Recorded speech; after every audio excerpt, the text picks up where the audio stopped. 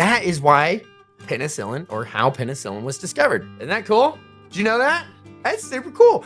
We went, hey, wait a minute. This fungus attacks bad bacteria. We like things that attack bad bacteria. Penicillin. Let's take the natural balance we already have based on our area, our climate, our soil, and increase that population so we're getting a lot more out of it. Phosphorus cycling, potassium solubilization, organic matter decomposition, all of these different things, right? That is a very effective approach for soil conversion. I want to use what I have. Quit paying so much for what somebody else has. That is where microbes come back in.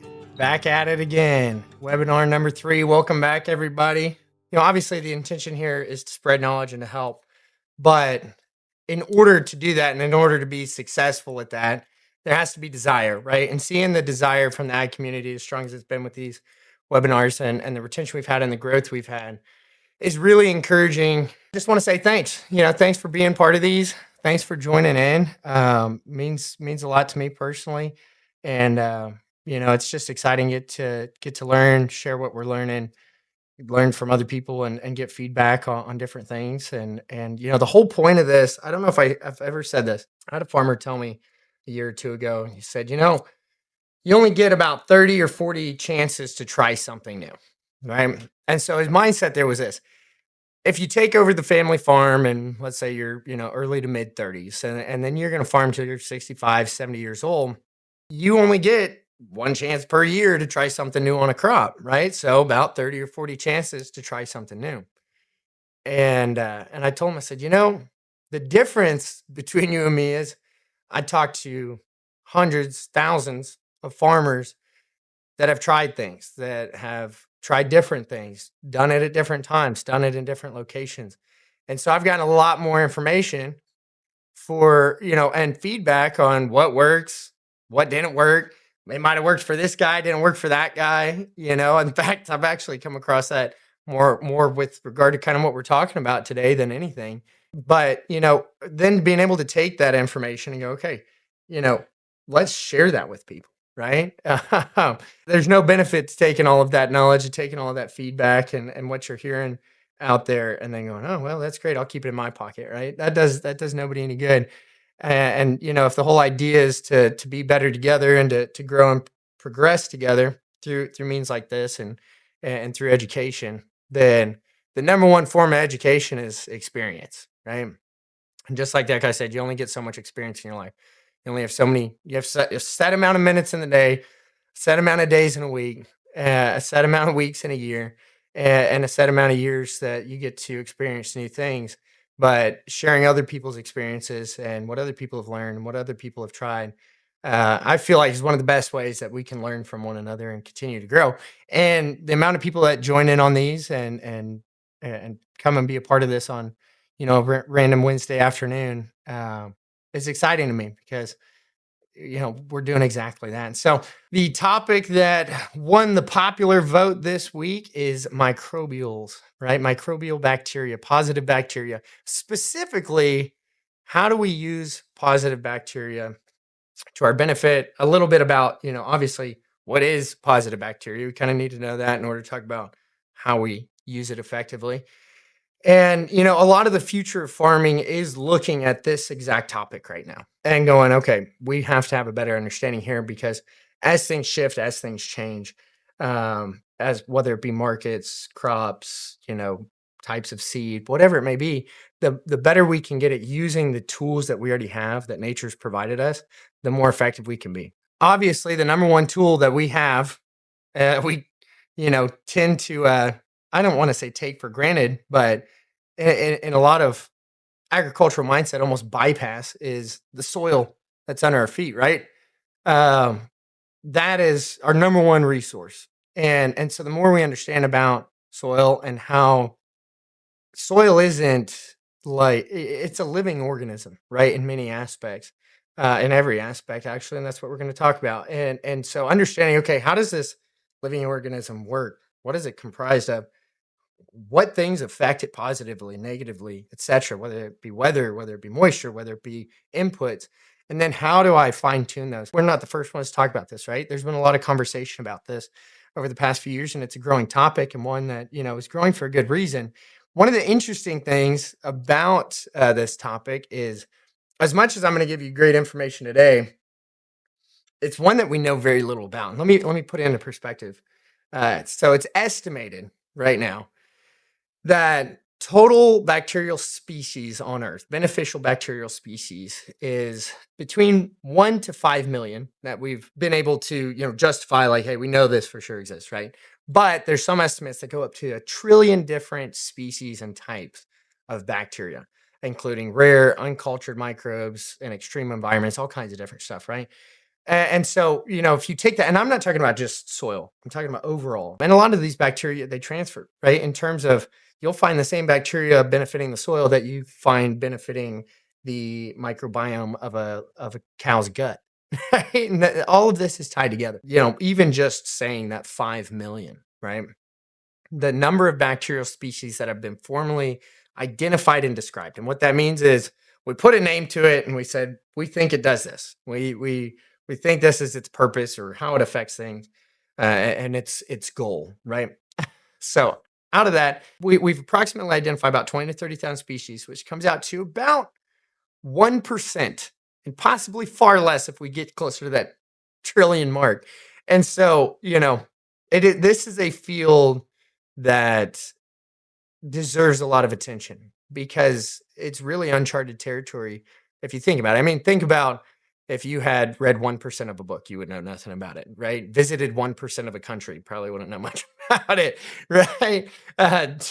And so, really, we know very little, but we know enough right now to be dangerous, right? To actually take what knowledge we do have and be able to use it to our benefit, and to the benefit of our crop, to the benefit of our soil. So, I kind of want to go in a little bit first, and talk about types of bacteria that are important to this conversation, right? Soil bacteria specifically, what those do, and how we positively can affect those things to decrease input costs, increase output, increase crop resistance to disease, to drought, etc. And so, if you've ever walked across a freshly tilled field and you smell that rich, earthy smell rising up from the soil, I don't know a single farmer that doesn't associate that smell with nice, fertile ground, ripe and ready to grow a crop, right? And that pleasant soil, funny enough, that aroma that you're smelling is actually not the dirt itself. Okay, it's mostly caused by, and bear with me on these scientific terms today, okay? Just be patient. But it's primarily caused by actinomycete bacteria, and those and other microbes similar that are hard at work. These are your unseen partners, right? They're decomposing organic matter, recycling nutrients, and essentially feeding the soil. Soil microbes are a foundation of farm productivity. They help convert raw minerals and organic residues into forms that crops can absorb. In simpler terms, a living soil full of microbes is like your underground factory, right? Churning out nutrients, making plants healthier. Whether you're chatting with a neighbor over the fence or sitting in an agronomy class, the message is the same. Healthy microbes mean healthy soil. And, before the two farmers talking over the fence came along, there was a natural process, right? There was a natural scheme of things, so to speak, that the design that our creator put in place was a symbiosis, a symbiotic relationship between a plant and the soil. They each need each other, and I mean that, when I say soil there, I mean specifically what's in the soil, that beneficial bacteria, right? That bacteria needs a plant, right? Because that plant is going to feed that bacteria. Bacteria need carbon, right? We all know plants sequester carbon out of the atmosphere. They use it for structural purposes, but they deposit that in the soil. Why do they do that? Well, because they're feeding their closest ally, right? They're feeding those microorganisms that are in turn breaking down organic matter, breaking down soil mineral, and feeding them. And that natural process is how every plant that doesn't get synthetic fertilizer, whether it's a tree in the forest or grass on the prairie, is being fed. That process has been going on for quite a long time, right? And then Mr. Farmer came along and said, hey, you're not good enough at breaking down soil and providing the amount of nutrients. I can provide more nutrients synthetically and increase my yield. And thus, the fertilizer industry, which we've talked about in the first webinar, was born. And it's been fantastic, right? The ability to control the input of phosphorus, nitrogen, potassium, calcium, magnesium, whatever it may be, boron, like we talked about recently, that gives us much more control over the outcome of what we're getting. But one of the downsides of that is over time, you gradually end up with a plant and a crop that if I'm getting most of the nutrients I need, well, I'm satiated. I'm happy, right? I'm not demanding, hey, I need more workers. I need more of those little factory guys breaking down the soil and feeding me, right? And so that combined with weather events, combined with farming practices, whatever it may be, gradually you see microbial populations decrease on field and reliance on synthetic inputs becomes the standard, right? And that's a lot of where we're at as a country now. Now, does that mean the microbes are gone? Absolutely not. That's one of the benefits of bacteria is they're very persistent little things. And that's the reason why a hand sanitizer bottle says kills 99.999% of bacteria, right? Because no matter what you do, there is always at least some left, right? And so that's a good thing, right? You've got the foundation, no matter where you're starting to build off of, because there are so many bacteria, and it's honestly hard to even think about taking a cup of dirt and having billions, trillions, whatever it may be, of living organisms in that cup of dirt in really healthy soil. That's the way it is. And you get up into locations like Iowa that's known for its beautiful, rich soil. Well, why is that, right? Is that just because that dirt, was different than the dirt in Texas or the dirt in North Carolina? Well, obviously the composition, right, can have an effect, but an interesting thing is if you look at geographically speaking these locations and what affects bacteria, you'll notice an interesting factor, which is this. Bacteria are affected and the population density of bacteria are affected by many, many things, right? Well, like I was saying, one of those obviously being weather, right? Gets too hot and dry, it's hard to survive. Gets too cold, it's not necessarily hard to survive, but you don't get a lot of movement, right? So you get really far north up into the tundra or Alaska where it's beautiful and lush and green because it never gets super hot or super dry, but they have a really short season, less time for that bacteria to be active because bacteria go into dormancy at about 40 degrees Fahrenheit. Really can start going into dormancy even higher than that. And so when the soil cools and when eventually, the soil freezes, in various areas and parts of the year, right? That stops.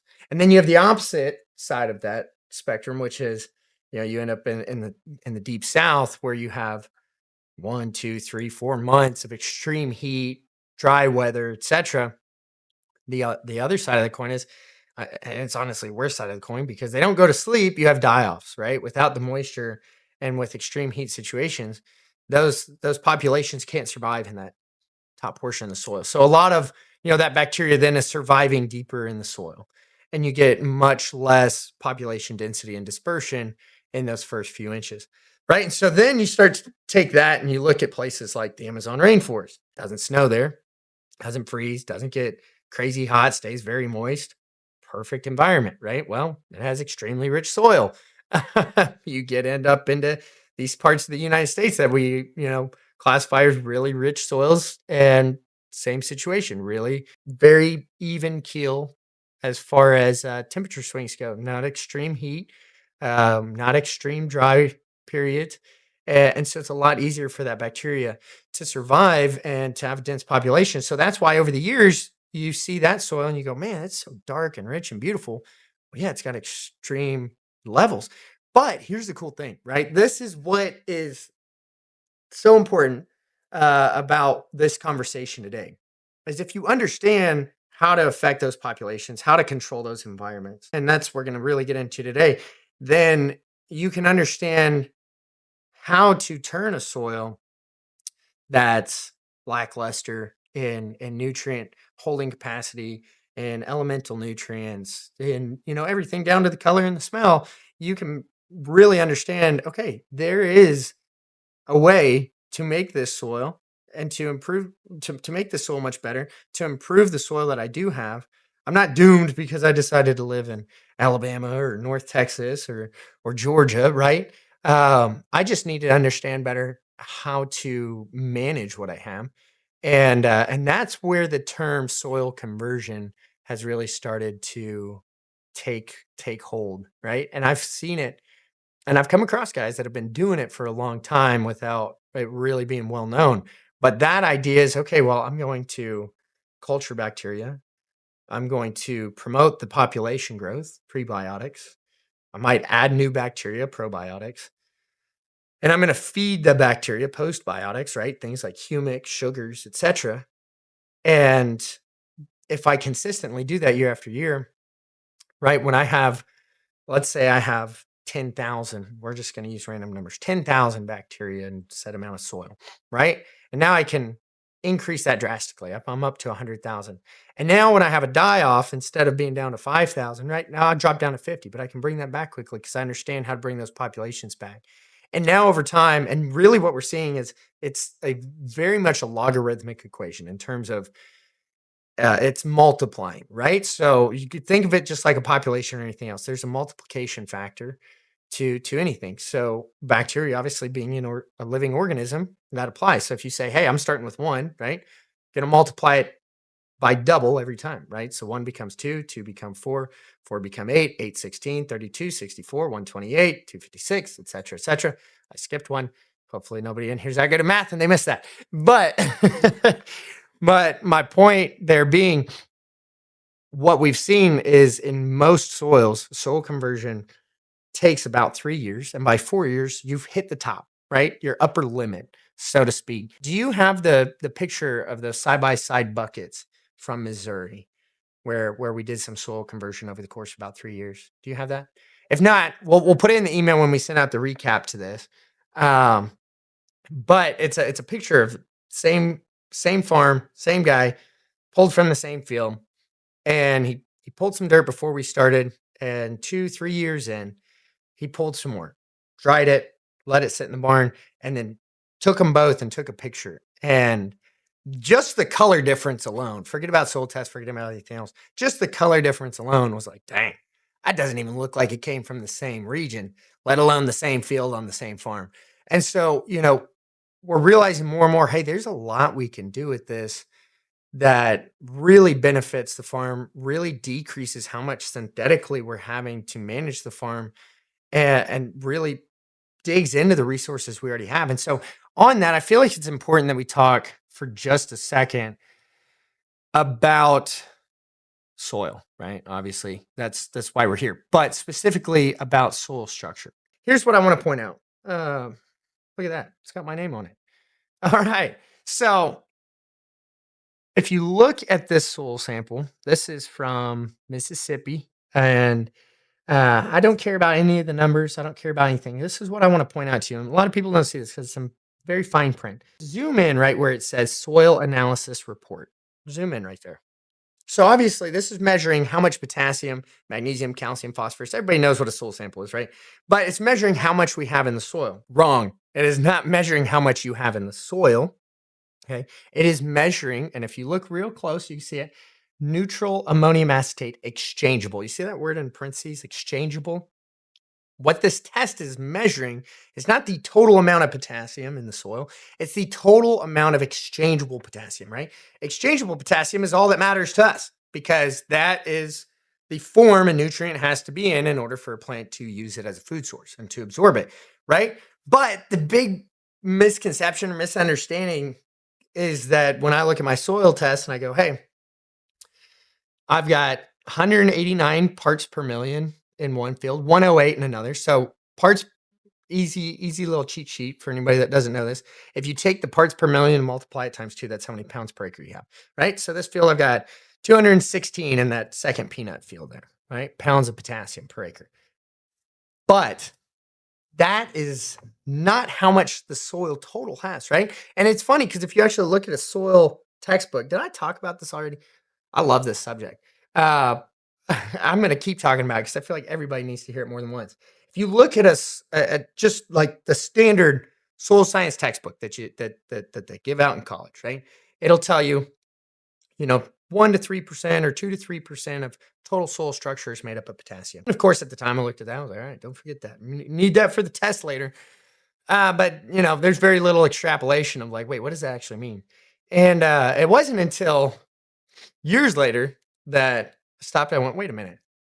How much does soil weigh? Obviously, there's a lot of factors here. But if you eliminate moisture and you take a standard soil, right? 10 CEC, sandy loam, pretty common across the United States. And you take 6 inches of soil across 1 acre, that's about 2.2 million pounds. I was like, hang on a second. What is 3%, right, of 2.2 million? So 2,200,000 pounds times 0.03, 66,000? Wow, that can't be right. I was like, that can't be right. There's only 200, 300 pounds of potassium in 1 acre of soil. Something's wrong here. And then I saw that little word and it all made sense. It was a little light bulb moment. I went, exchangeable. Exchangeable. That's only a measure of what percent I can use. So let's take this field that has a CEC of 11, right? Third one down on this. Peanuts number 3. And we got 147. So let's just round that up, call it 300 pounds to the acre. So if we take 300 pounds to the acre and we divide it by the 66,000 that we got out of our equation there, what that tells us, we multiply that times 100, right? Tells us 0.45, less than 1%, using my phone as a calculator, less than 1% of my total potassium in the ground is actually exchangeable and available for use. Where the heck is the rest of it, right? Why am I buying potash and putting it on the field if I've got enough potassium to farm this field in just the first 6 inches for 272 years, longer than the United States has been a country, by the way? I'm longer than I'm going to live. Hopefully, I don't want to live that long, but I've got more potassium I could ever need. What is happening here? And that is when, hey, what's up, Roger in North Dakota? I've got my chat box open today, so if you want to distract me, that's a great way to do it. But thanks for joining in, Roger. The rest of it, where is it? Well, it's part of soil structure, right? Dirt's got to be made up of something. Potassium's a structural element, right? Makes sense. Well, potassium's not the only one. You can take the same thing and look at phosphorus, look at calcium. Calcium's even crazier. Calcium makes up to 5% of the soil, right? I did an analysis a while back to see, okay, if we, based on plant consumption, if we used up all the calcium in the first 6 inches of the soil, how many years would it take growing 250 acres of corn per year? And it came out to like 1,100 or 1,200 years. So not very long. We got to be mindful of that one. No, but no, it's nuts. And so it's like, okay, well, why can't I use that? Why am I stuck buying this? Right. And you're sitting here listening to the guy that sells fertilizer. He's telling me I don't need fertilizer. Yes, that is the whole point of these, is helping to educate. Do you not need it at all? No. But can we get a lot better at understanding how to use it, when to use it, and eliminating how much we have to use? 100%. That's why we're here today. With that being said, then, I need to know how to use what I got, man. Why am I going down to the gas station to fill up my truck when I got the dang Permian Basin under my back porch? Get what I'm getting at? Like, I want to use what I have. Quit paying so much for what somebody else has. And that is where microbes come back in. That is why this conversation is so important. And taking half of, this webinar to explain that, I feel like is so much more important than simply just going, hey, this is what this does and how to use it and how it works. Yeah, we need to know that. But the magnitude of those effects is astronomical. And I've seen it firsthand. I've seen soil that got so crazy. And heck, one or two of these guys might actually be in here that, you look at it and you're like, man, we're not putting any potassium on. We're not putting any phosphorus on. We've got 100 ppm readings, up to 200 ppm readings of phosphorus, 300, 400, 500 ppm potassium, right? So we're talking like 1,000 pounds of available potassium per acre. Why? Because we're affecting those populations. So they think, right, they're getting signaled like the plant would normally signal, hey, I need more food. Well, if we can artificially signal them to feed more, right, that, hey, we need more, then you'll always be able to far surpass what the plant's actually using and always have plenty of what you need. And the best part about it is they naturally balance things too. They go, okay, well, if you need X amount of this, then you probably need X amount of that. And so those populations, and that's where the dispersion factor comes in, what a lot of people call the Shannon index, is that dispersion of bacteria and what it's mineralizing, what it's breaking down, and what it's doing. Now, how do we use this information to help improve grazing pasture, to help improve hay, to help improve corn? I was talking about what Stephanie was saying, for the pasture side. Alan, you're right in our backyard. Um, and so with that, let's talk about a little bit more about the main types of bacteria that are in the soil and what they do and what their job is, right? So the interesting thing is there's some overlap between different forms, right? So first, you have your nitrogen fixing bacteria. These guys have gotten a lot of attention over the past 5 or 8 years. Um, Not unjustly so, but I feel like it was the wrong place to focus our attention first, because they are sensitive little guys, right? And that's why I come across people that are using probiotics. That one guy loved it. He's like, man, this nitrogen fixing bacteria probiotic, not going to name any names out there, but you could put two and two together, worked great. I loved it. It was awesome. And then the next guy I talked to, he's like, nah, nothing. Total waste of time and money.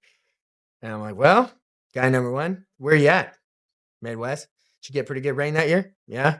Soil nice and moist when you planted? A little bit warm? Yeah. Right on. Guy number two, what was it like? Oh, we were in a drought. No, well, that was it. There was no, that was that second that bacteria hit the ground, it was dying. So yeah, you're not going to see much out of it. So do they work? Absolutely. Nitrogen fixating bacteria exist, right? We can add them to the soil. We can increase their population. And so your symbiotic infixers are what are affecting your legumes, right? Those are helping to form nodules on legumes. So those are Rhizobium. Those are, I told you to bear with me on these names. Frankia, that one's easy. I got that one down. And then Bradyrhizobium. I think I said that right. Okay. And then you have your associative infixers, and those live near the roots. So those are feeding grasses, right? Your pastures, your hay. Those are feeding things like corn, and your cereals like wheat, right? Those are Azospirillum and Herbispirillum, right? Those are a different genus that are taking atmospheric nitrogen and fixating it into the soil around the root system to help feed that plant nitrogen, right? And then you have your free living infixers, my favorite ones, honestly. They live in the soil or in the rhizosphere, which is the root ball basically around the root zone. That's kind of like, if you think of the soil as the factory, right? That's shipping and logistics, right? That's where the product goes out. And those guys like to live really throughout the soil, but specifically like to be around that, rhizosphere because they like that exchange. They go, I'm going to give you more nitrogen, you give me more carbon, keep feeding me, right? Those are Azotobacter and Clostridium. Gosh, I should have really brushed up on my pronunciation and probably paid attention a little bit more during Latin class. I never took Latin class. But then outside of your nitrogen fixtures, you have your PSMs. Those are phosphate solubilizing microorganisms, right? Now, what do these guys do? They are unlocking insoluble forms of phosphorus through the secretion of organic acids and phosphatases. So basically what that means is that phosphorus that's locked up in the soil, in mineral, or locked up in organic matter, they're breaking that down specifically to increase and release phosphorus to the plant, to other microbes, right? They feed each other as well. And that improves root growth, reduces phosphorus fertilizer need. And those are one of the easier ones, in my opinion, to very quickly affect the population, very quickly eliminate the reliance on such a high level of synthetic input. Then you've got your potassium and micronutrient mobilizers, right? These release locked up potassium, zinc, iron, etc. Magnesium, I think, falls into that same category from minerals via chelation, right, and acidification. So what that means, just to stop for a second, is they're secreting enzymes and acids in order to break apart soil structure on a atomic level. So if you have soil structure that is a compound, chemical structure, right? Then we can acidify that, break that compound down to release each element into an elemental state, right? So that we can use it. We can eat it, we can feed it, we can exchange carbon for it, etc. Next up, we've got our little garden keepers.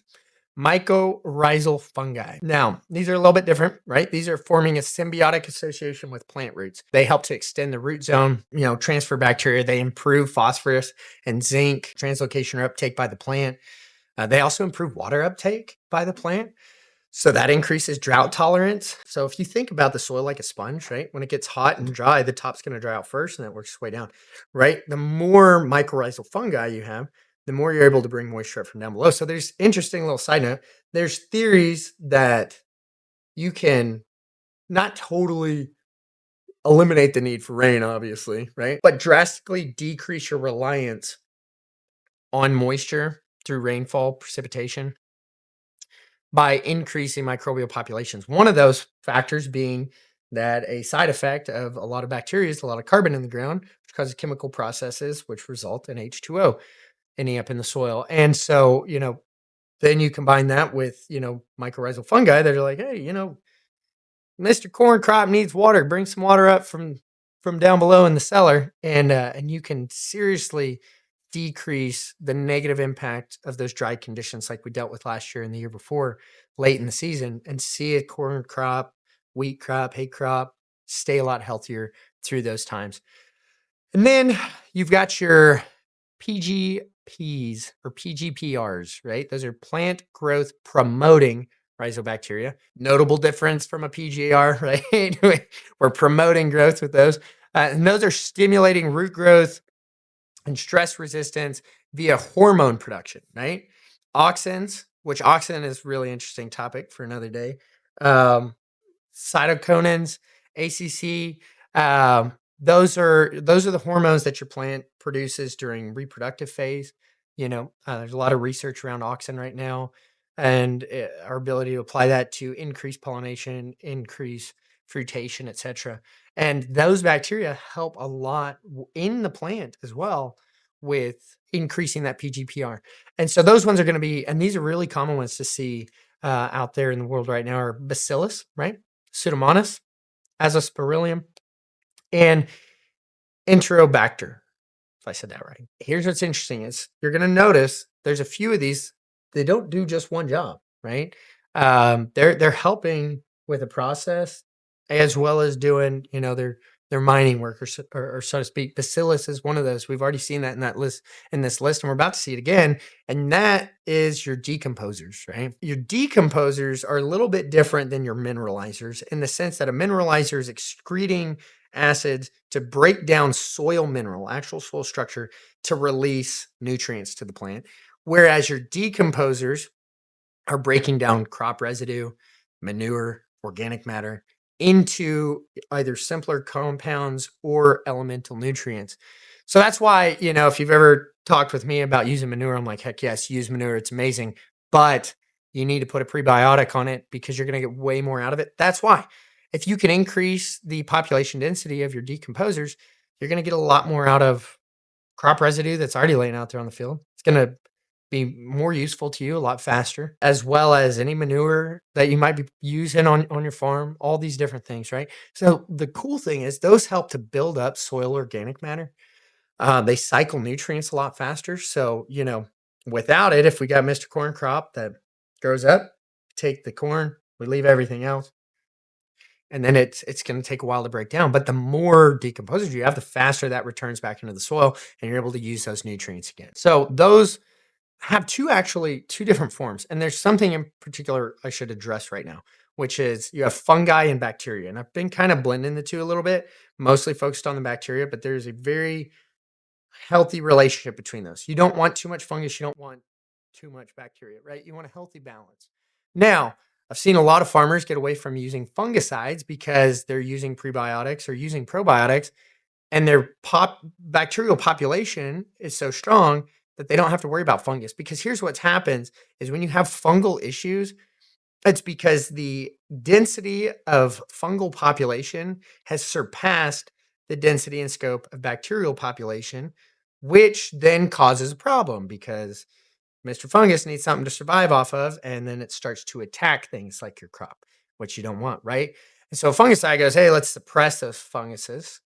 But the downside to that can be, some of those funguses can be beneficial to what we're doing. So, like, with the decomposers, you've got trichoderma, chaetomium, and then one that everybody knows, penicillium, right? Which is where penicillin comes from, mold, right? And so then to go along with those that are helping to break down organic matter, you've got your bacteria, right? Once again, we got bacillus in there, right? We got your streptomyces. I'm telling you all of these just so you kind of hear these terms. There's not a test later. Maybe there will be. No, there's not a test later, but so you can see, like, kind of the similarities between a lot of this.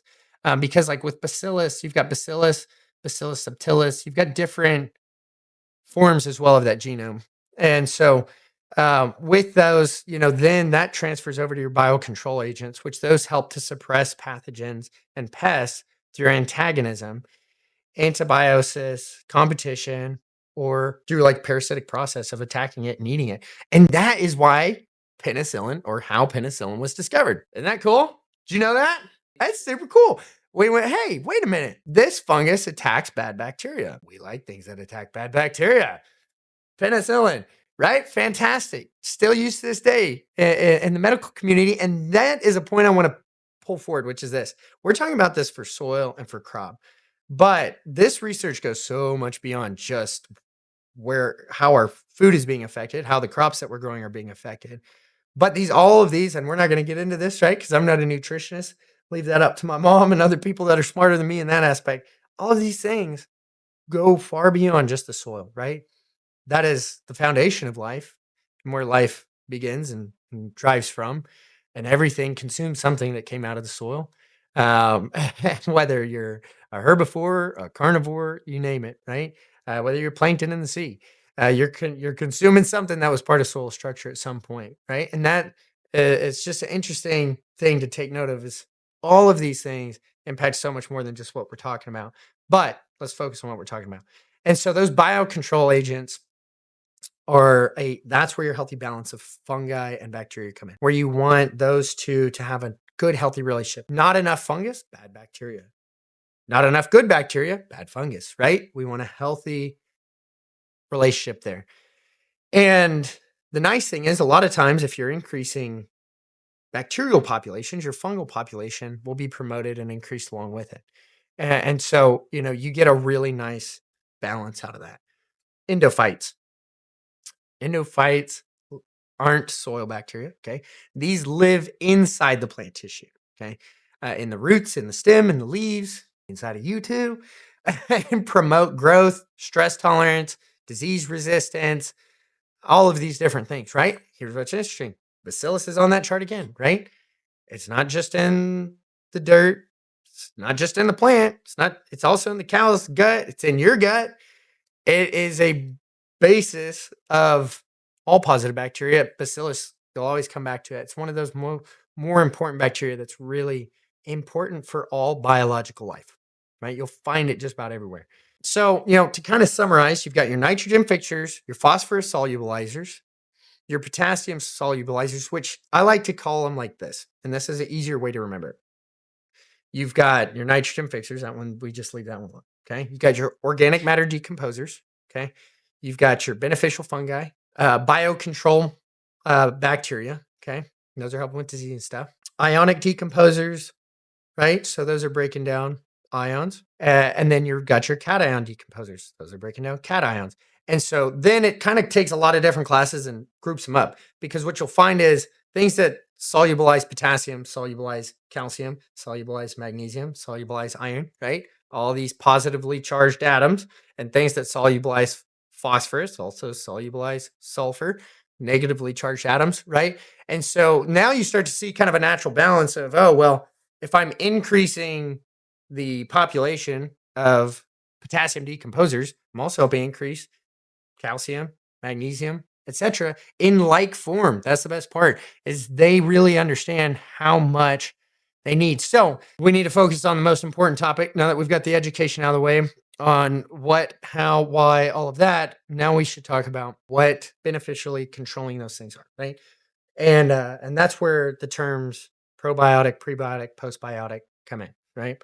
And so what is a prebiotic? A prebiotic is something, right, that feeds microbes in a way that encourages reproduction. For instance, we carry a product, and I told you guys these aren't push product. I'm just using this as an example. We carry a product called BioAct. BioAct is a prebiotic that is designed to increase population in the soil by 8 to 16,000%, right? That's a lot. But the idea there is rather than bringing in a live bacteria and going, hey, I hope you live, get out there and do your thing, and then potentially skewing kind of the natural balance in a certain soil type. Instead, we're saying, okay, let's take the natural balance we already have based on our area, our climate, our soil, and increase that population so we're getting a lot more out of it. A lot more phosphorus cycling, potassium solubilization, organic matter decomposition, all of these different things, right?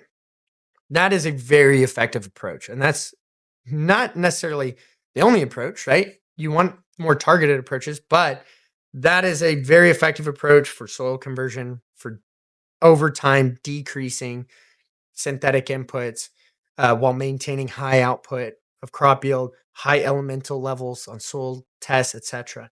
Right now, probiotic, right? Probiotic is a living bacteria. So now we're adding live bacteria to the soil. Obviously, that's going to help increase the population. We might be able to look at a soil and say, hey, we're missing an entire genus of beneficial bacteria here. Let's introduce it to these soils. That'll be really helpful. I haven't actually come across that. Seems like most soils have at least some of everything, but it gives us a little more control to say, hey, let's increase the nitrogen fixating, right? That way, we're specifically focused on increasing the nitrogen fixating capacity in this ground. And so there's a lot of control that you can use there. And just a little side note, that's an area that we're heavily focused on studying, understanding, and learning right now is what bacteria can we supply in a live format or freeze-dried format or whatever it may be that we can help manipulate some of those levels in the soil while also using a prebiotic to naturally increase not only what we already have out there, but also what we're putting on.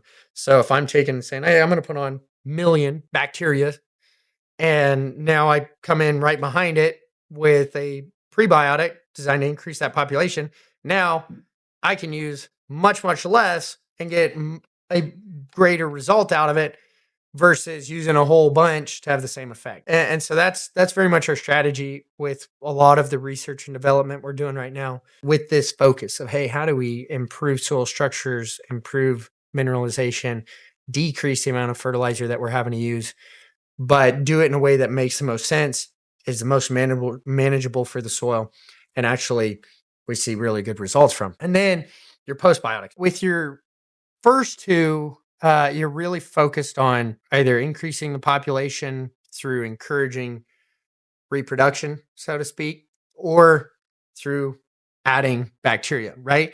But there's the other side of it too, which is this. Bacteria, just like a person, right, can vary quite a bit in their energy level, their vigor, their desire to go to work. Another thing that we can do is add things to the soil that help that bacteria. And we really need to do all three of these things, or at least two of them in conjunction, right? If I'm going to increase the population of bacteria very quickly, then I should probably also increase the food source for that bacteria so that once it is there, it can survive and continue to repopulate and grow and expand. Postbiotics are or in this case, let's just call it, because these are non-living microbial byproducts, right? Enzymes, peptides, organic acids, etc. But the biggest things, the top two, so to speak, are going to be your organic carbon. You might know it as humic acid or fulvic acid. Those are carbon sources, food sources for bacteria. And if you didn't know why people were using humic and a lot of those, or didn't know why you were using humic, that's why you're seeing what you're seeing, right? Yeah, that carbon is great, increases holding capacity immediately, but it's feeding bacterial levels in the soil. So it's helping to increase those populations, helping to sustain bacteria through more difficult temperature changes, moisture changes, etc. so that you're seeing a lot more benefit. And that's why a lot of people say, man, you really see the most out of humic after using it for 3 years. Well, it's not because you built up a bunch of humic, it's because you built up a bunch of microbes. Then it all kind of starts, oh, that makes a little more sense. Let's talk about sugar. I've got a 3-year-old that I love to give her candy. I don't know why, but to me, it's kind of like winding up one of those old toys, you know? And then you just turn it loose and you're like, good luck, mom. You know? And it's just fun watching it. But right? You fill them full of energy and go, "Ow," and just go nuts. Well, bacteria are very much like that 3-year-old in terms of you fill them up full of sugar. They have a lot to burn, right? They got a lot of energy to burn. And so that is why you see a lot of people using sugars, molasses, different things to feed crops as well. The difference there being is, and neither of them are bad, you know, or better, so to speak. But a carbon source like a humic or fulvic is feeding the bacteria sustenance so that they can reproduce, etc. Whereas your sugars, just like the sugars you consume, right, your glucose and different things, are energy sources, right? So that we're giving that bacteria more energy to accomplish its tasks, its goals, through whether it's mineralization, whether it's organic matter decomposition, etc. We're giving it that energy to get that done, right? To run around and do everything. And so then you go, okay, well, really a healthy approach then is, well, I need some prebiotic.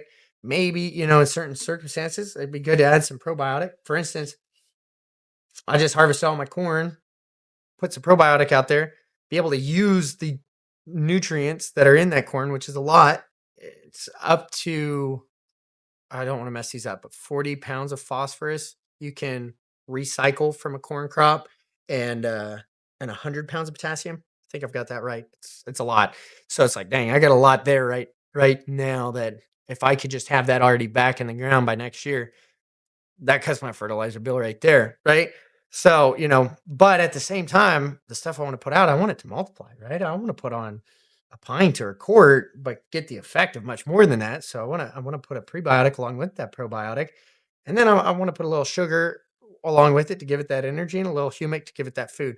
And that's where our mind is at and where I encourage your mind to be at in an approach to the soil of, if you're going to affect these things, well, let's take a multifaceted approach rather than picking one of, you know, just giving it the candy bar, so to speak, or just giving it, you know, the prebiotics, the enzymes and such that it needs. And so through that approach, we can see much more impact overall on soil levels. And what you'll see quite quickly in an effect, but ramped up exponentially over time, over that 3 to 4 years, is decreased reliance on synthetic inputs, increased utilization of what you already have, which is the most important factor here. Is you've already got it, and you ain't gonna drain the soil. Okay, I was talking about 6 inches in 1 acre having that much. You're not gonna use it up. Trust me. If you did somehow live for 273 years and use it up, move down to the next 6 inches, I guess. You know, you'll get another 273 years. And so, you know, that's one thing that kind of cracks me up when people go, oh, they're just going to use up the soil. Well, yeah, it's not quite, it's kind of too broad of a statement, right? Now if you have no mineralization of nutrients in the soil, then yeah, you're going to use up the supply of what you already had mineralized, and then you're going to be sitting there with empty hands. But where the disconnect is, and what a lot of people don't understand is, well, if I can increase the mineralization, make sure that I've got healthy levels of bacteria in the ground so that I'm getting more potassium, getting more phosphorus from what I've already got, getting more calcium, magnesium, whatever, then really my biggest reliance comes down to nitrogen. If I've got enough phosphorus, potassium, and calcium, magnesium, boron, zinc, whatever, already mineralizing and actively being released into the soil for my plant to consume, the hardest one is the nitrogen, unfortunately. Your nitrogen fixers, they don't quite keep up with everybody else from my experience.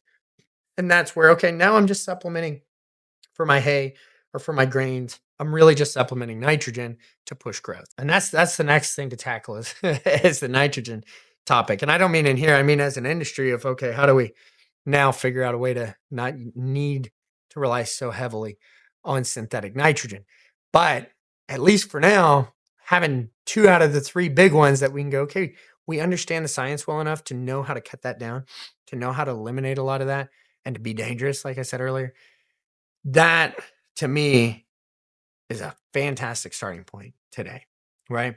And so I know I kind of ran through this extremely complex topic pretty quickly. This is the time of the webinar where I like to open it up. Doesn't have to be specifically about what we talked about. Obviously, those questions are encouraged because if you're, and here's the thing I want to say, and I had a professor tell me this one time, and he goes, "Hey, if you have the question, more than likely someone else or quite a few people have it too. But if you don't take the time to ask it or raise your hand, then you're doing a disservice not just to yourself, but to everybody else that also didn't have, the wherewithal to ask it." So let's ask some questions. Give me some stuff. Doesn't have to be just about today. You can ask me specific stuff about your soil, your dirt, your hay, whatever you want, and we'll go from there. So I'm gonna move up to the top here. Clifton, Colorado. Right on, Alan. I'm gonna go all the way back up to Charles. Does increase in microbial decrease the need for synthetic fertilizers? 100%. Just to drive that point home, I really want to drive that point home that yes, without a doubt, especially phosphorus, potassium, lime, calcium, whatever, we can drastically decrease. Now, I'm saying decrease for a reason. And the main reason there is there's still some strategy in going, okay, if I've got cold, moist soil early in the year, I'm not going to be getting a lot of microbial activity out of that, right? And so placing really critical nutrients like phosphorus right where I need them out the gate is going to really help. And if I can do that while also applying those things that are helping me not need all the other phosphorus, right? Your prebiotic, your humic, your sugars, whatever, or a blend, right? And do those all together, that can significantly decrease how much I need throughout the rest of the year. And that is the mindset right there. That's the mindset you want to come in with is, especially out the gate. One thing I want to encourage before I go into any more questions is a lot of people want to jump in head first and they go, "Man, I'm done with fertilizer. This guy Nate just told me I don't even need it. I'm going full prebiotic, probiotic approach." Remember, I told you there is a timeline to this, right? It's a gradual transition. That's why I see so many people want to get away from synthetics and they jump full blown head first off the deep end. And then after a year or two, they go, "That didn't work at all." Well, yeah, after a year or two, remember 3 or 4 years, and you eliminated all synthetic inputs right out the gate. It's a process, right? It is a process of if you are starting where most of us are, which is with soil that has never been encouraged to have abnormally high levels of bacteria, then you want to treat it as a gradual process, right? Almost the first year, you want to treat it as an addition to what you're already doing without changing what you're already doing a whole bunch, right? And then gradually back that down. Which AgriTec products promotes more microbial bacteria? Another great question. So the primary prebiotic that we use is BioAct, right? That is specifically a micronutrient, enzyme, and amino acid blend designed to increase microbial population.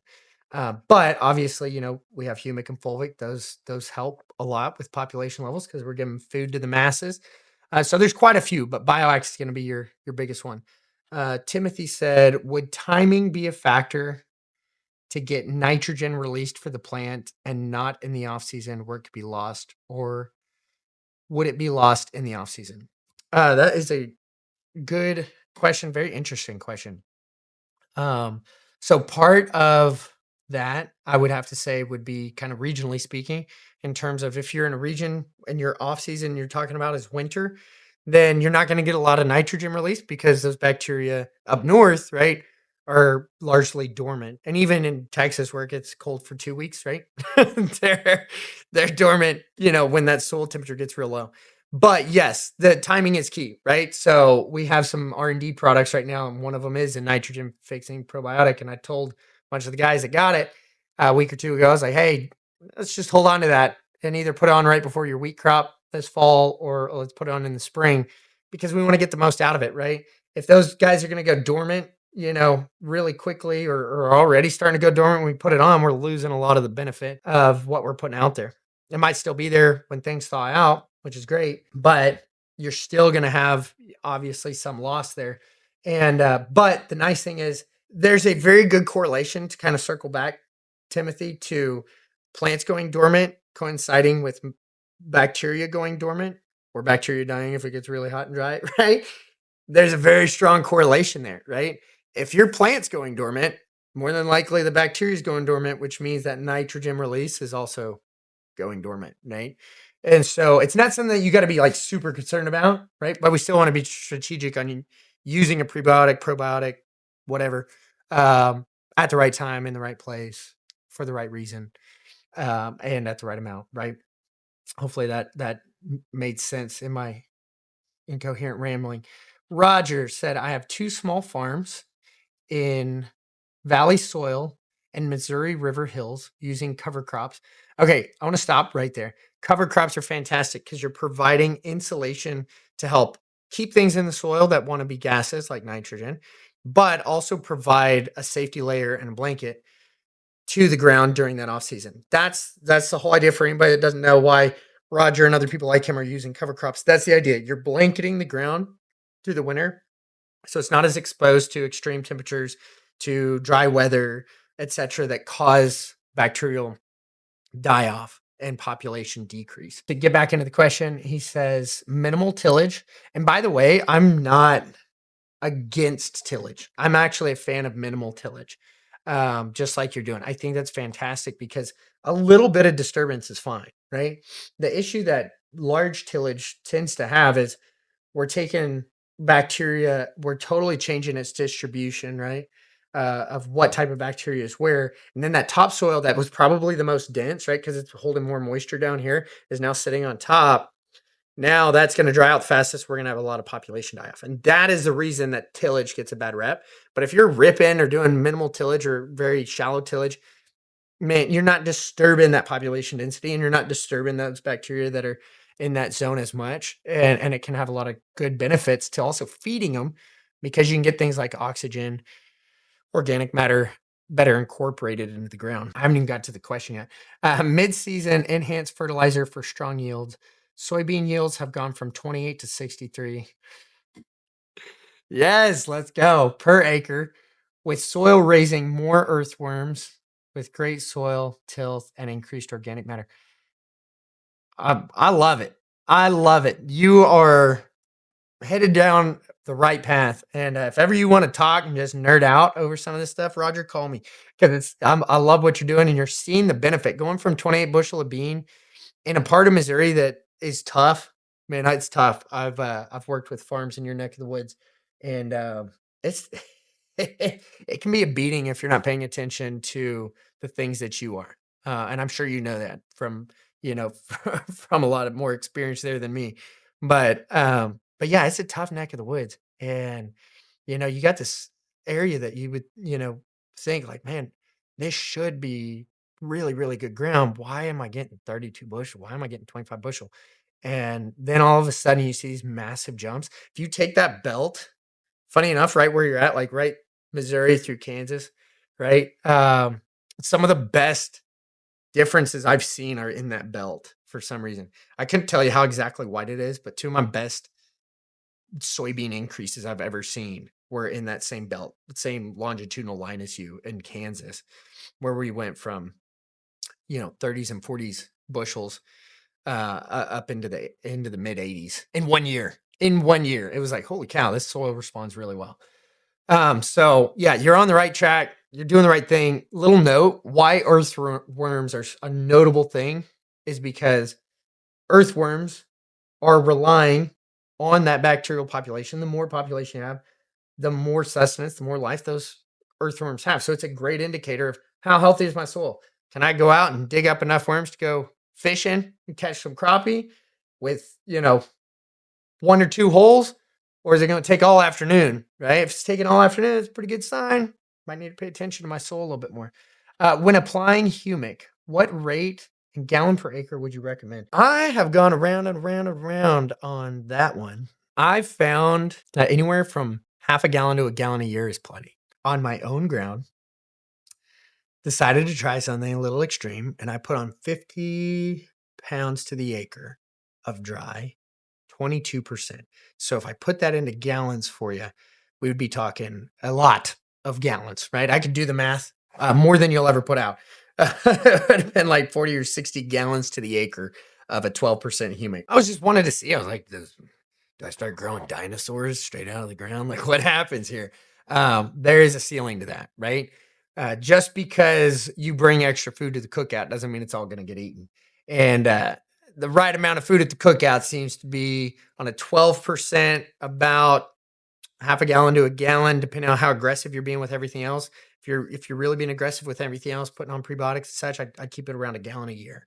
A gallon a year seems to be the sweet spot. And I actually know this old guy that came by one day and just like, man, I'm curious what you're doing. And I kind of started talking about it. He goes, I thought you were doing that. He goes, I've been doing soil conversion for 20 years.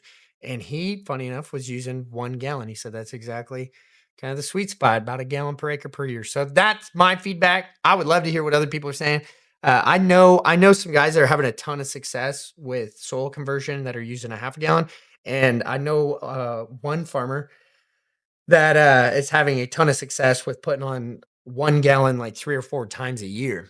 And so that was an interesting thing is, okay, well, don't bring more food to the buffet all at once or to the cookout, right? Have more cookouts. So I was like, I like your approach. He's having a ton of success with repetition of application of prebiotics and humics, feeds and sugars over and over and over. Seeing that timeline for soil conversion decrease because he's going, hey, instead of treating it once or twice a year and it taking 3 or 4 years for me to convert a new field, I'm going to treat it 3 or 4 times a year and see it convert in 1 to 2 years. I haven't done as much as him. I've been working with him for a few years now. I haven't done as much as him, but I've seen what he's doing. This is that moment, right, where I get to tell you what somebody else is doing that's working, and it's working really well. His soil sample this spring, I think we had 800 pounds of available potassium, and we haven't put potassium on his ground in ages. Les, hi Nate. Pretty interesting. What is the best time of the growing cycle to treat, foliar or at seeding time? Honestly, there's 2 answers to that. And really could be 3 if you want to talk about organic matter decomposition. That would be post-season, right? We kind of want to start prepping. I mean, think about like the life of the plant. And a minute ago I was saying, if the plant's going dormant, then the bacteria probably is as well.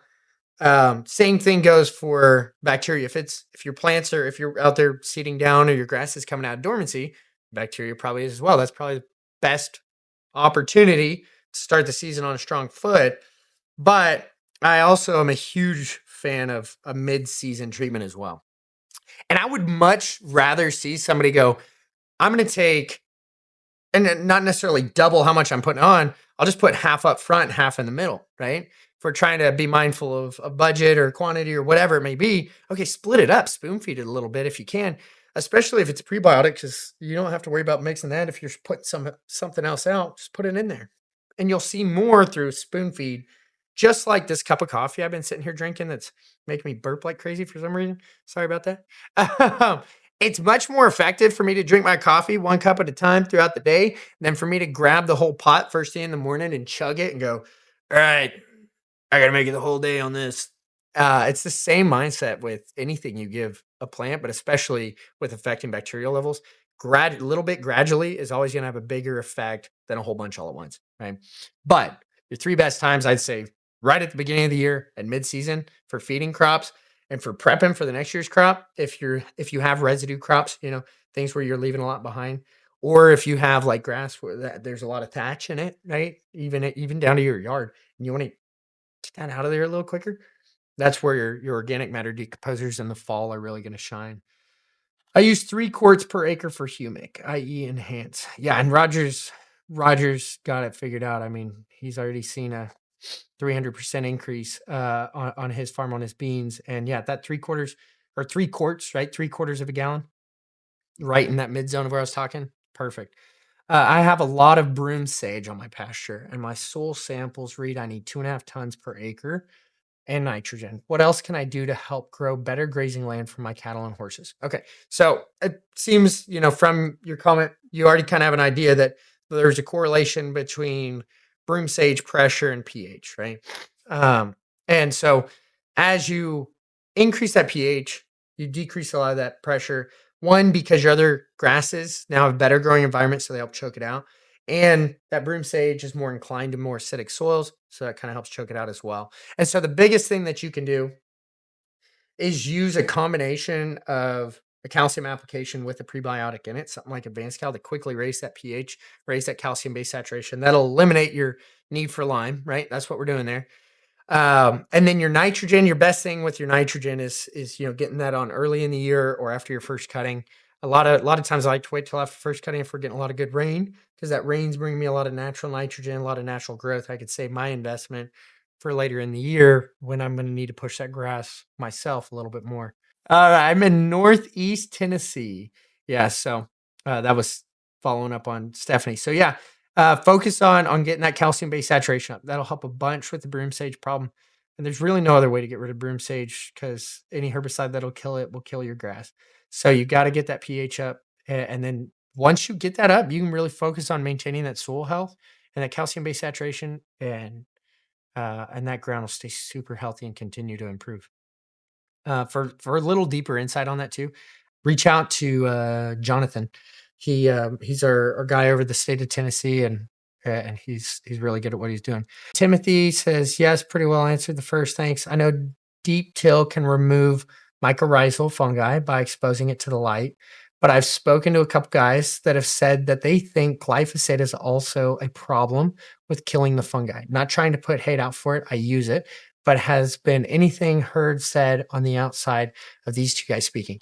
Heck yes, you guys. I love the desire to learn. So let's talk real quick. I'm not going to make another hour session out of this, but let's just talk a little bit about the negative impacts of herbicide on beneficial soil bacteria and fungus, right? You have two types of herbicides, right? You have systematic and you have contact.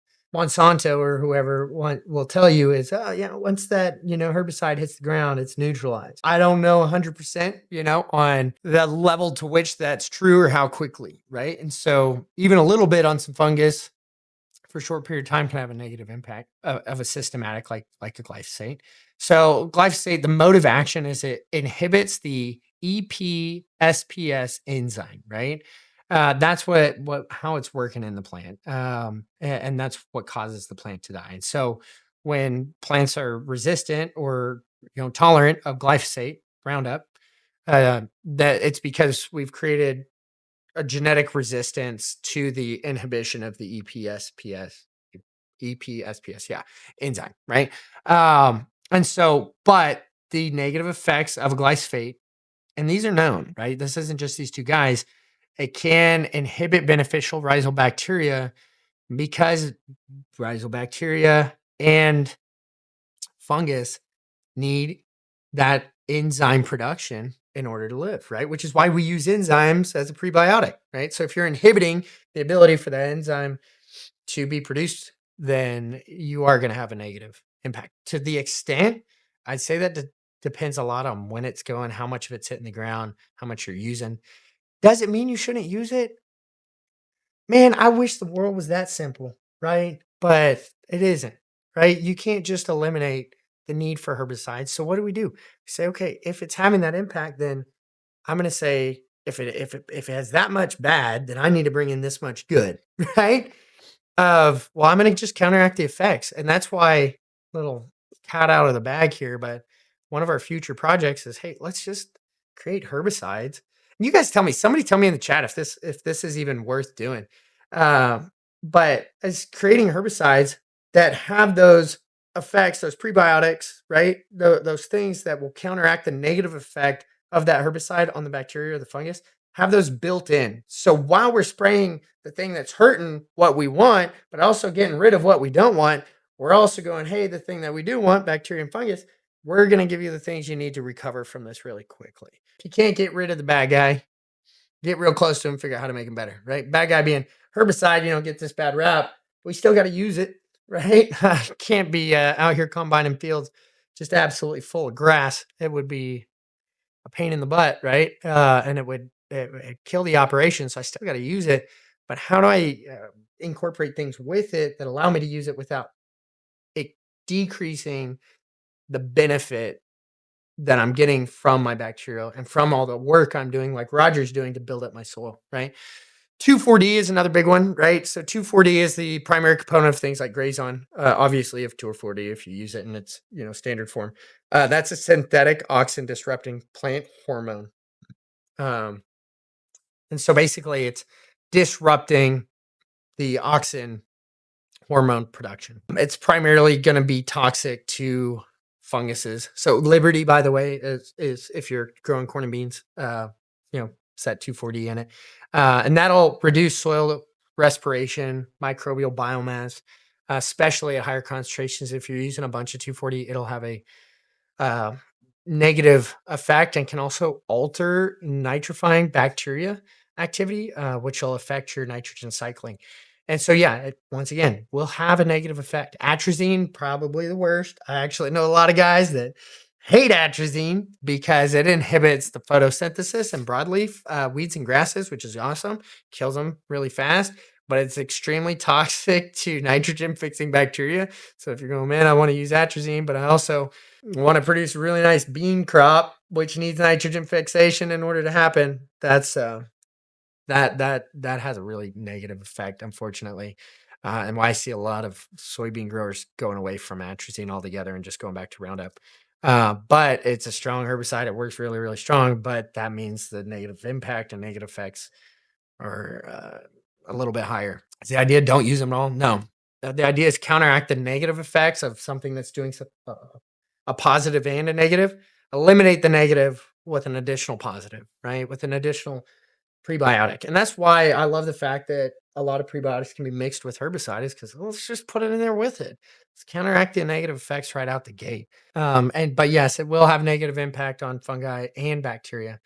And I'm not trying to hate on it either, man. We gotta use them. But if we understand that, hey, this is hurting some of the things I'm working so hard on, I just need to compensate for that, right? If you have acidic soils like we have here in West Virginia, man, you guys do. Does it take longer for soil conversion? No, surprisingly, still about the same, about 3 to 4 years. Here's what I want to explain about the rate at which we're talking here. So let's say you only get one revolution per year. So let's say you have 10,000 bacteria starting out in the ground, real low, right? Real acidic soil, everything's really rough, right? And then we're multiplying that by itself each time we multiply, right? Squaring it, so to speak, right? So 10,000 times 10,000, right? So the first year, now we're up to 100 million, right? Huge increase, really, really big difference. We're seeing some benefit. Hey, things look a lot better out here. Now we're going to multiply that again. This time it's going to be by itself, right? So 100 million times 100 million. Now we have 10 trillion. Okay. Now that's going to take a little bit to type. Now this is year 3. And this is why I say by year 4, no matter where you're starting, you'll be good. So we multiply 10 trillion by 10 trillion. And I don't actually know what that number is, but it's 1 to the 29th power. In other words, you will hit the ceiling whether you start. And if you take that number and you start out at 5,000, you'll still hit some ridiculous number, right? By the 4th revolution, which is the 4th year, right? So if we treat each year like a revolution and take that same equation, whether you're starting with the crappiest ground ever or the best ground ever, you're gonna, no matter what, the longest you'll max out by 4 revolutions. And that's the beauty of it. That's what's amazing about it, is it's not like, oh, it might take this guy 1 year and it's gonna take you 23. No, that's the beauty of that style of mathematics, is it very quickly has an effect. And that's partially just because of how bacteria reproduce. They split and divide, which means, we're multiplying by ourselves. Yes, I'm a commercial applicator. Sign me up for trials. I spray a lot of herbicide with your product. Heck yeah, Dennis. Johnny, put Dennis on the R&D list if you're in here, Johnny. With my described farming practices, we've reduced herbicide by more than 50%. Roger, I got it, something for you to try, man. If you're still in here, I hope you are. Put a little bit of humic with some herbicide next year when you do your pre-burn down, and let somebody here, me hopefully, know how it goes. I've seen a really positive benefit from increasing the holding capacity of herbicides on the plant tissue and the decreasing the negative impact on the soil while increasing the kill and increasing the longevity of it in terms of, getting a really good kill so you don't really have anything coming back, and seeing that we don't need a second pass of herbicide. Accidental discovery of going, hey, let's feed, some carbon while we do the herbicide, just like we're doing the prebiotic. And then all of a sudden it seemed like the herbicide was like way better. So yeah, a little something for you to try, but I 100% believe you. And I've even seen some guys claim that they almost entirely eliminated herbicide. But I think there's always going to be a little bit of a need there. That was my first year adding mycorrhizal treatment to my seed to try it. Kind of spooked me enough to avoid it on those treated acres. So I wanted to see results. Sounds like now it would be just finding balance. Yep. Just find that balance. And there's a lot that as per usual with these webinars, if you've been on any of them, I didn't get to. And that was one, is adding when to add certain things. We'll follow up on that, on when to add certain probiotics. But mycorrhizal bacteria, fantastic seed coat or right there in the trench when you're planting. We've eliminated the second pass of chemical. Yeah. All right. So you already know. All right. I love it. Also works well after hail damage. From one southerner to another, I'm gonna have to remember that one. Using your ProCal product remove Broomsedge in one of my fields. Heck yeah, Les. Wait, is that Les Key? Is he in here? Is that who I'm talking to? Yes, it is. Les, what's going on? I haven't talked to you in a while. Glad you're in here, man. Thanks for joining. Guys, I'm a little past the time. I sit here all night and hang out with you. But got to wrap it up at some point. Come to an end. Yes, Les, we do need to catch up. I agree. And talk a little bit more and maybe pull some new soil samples if you haven't done that lately and get back on the same page. And on that note and on that page, we'll close this book for today. Please come back for next time. Hopefully these are still being beneficial. Keep suggesting topics. I'll talk about anything with regard to dirt, playing with dirt. I'm all about it. And there's so many aspects and areas in which we can learn something new, including myself. And that's been the most fun part about this, is like in my preparation for some of these, I'm like, I learned something and I'm about it. So, but anyway, thank you guys again for being here today. Hope you guys have a fantastic night and we will see you next time.